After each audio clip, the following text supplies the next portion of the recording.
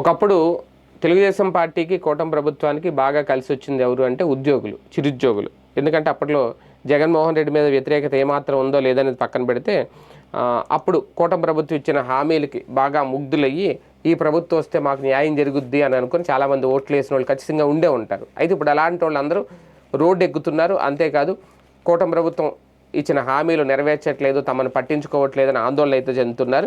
ఎందుకంటే దాదాపుగా ఒక 4 నెలలుగా వేతనాలు కూడా అందట్లేదట కాంట్రాక్ట్ ఉద్యోగులకి.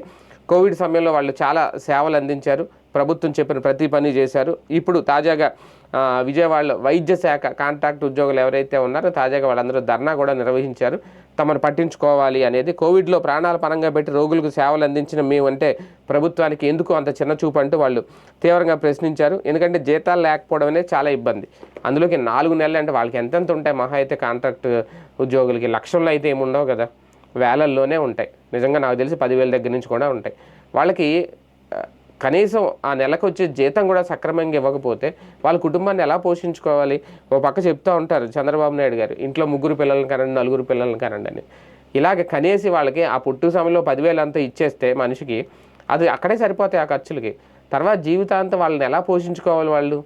వాళ్ళు ఏదో రకంగా ఏదో ఉద్యోగం చేసుకోవాల్సిన వాళ్ళే కదా.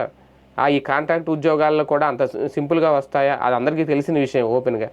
కనీసం వాళ్ళకి ఇచ్చే జీతం కూడా నెల నెల సక్రమంగా ఇవ్వకపోతే వాళ్ళకి బతుకు భారం అయిపోదా? దుర్భరంగా మారదా వాళ్ళ పరిస్థితి? ఇప్పుడు ఇదే వీళ్ళు ప్రశ్నిస్తున్నారు. కనీసం ఇలాంటి వాళ్ళతో రాజకీయాలు అయితే చేయడం వేస్ట్. నన్ను అడిగితే శుభ్రంగా వాళ్ళకి ఇవ్వాల్సిన జీతం ఇచ్చేస్తే అయిపోద్ది. వాళ్ళు ఏం అంతకుమించి ఎక్కువేం కోరుకోవట్లేదు కదా.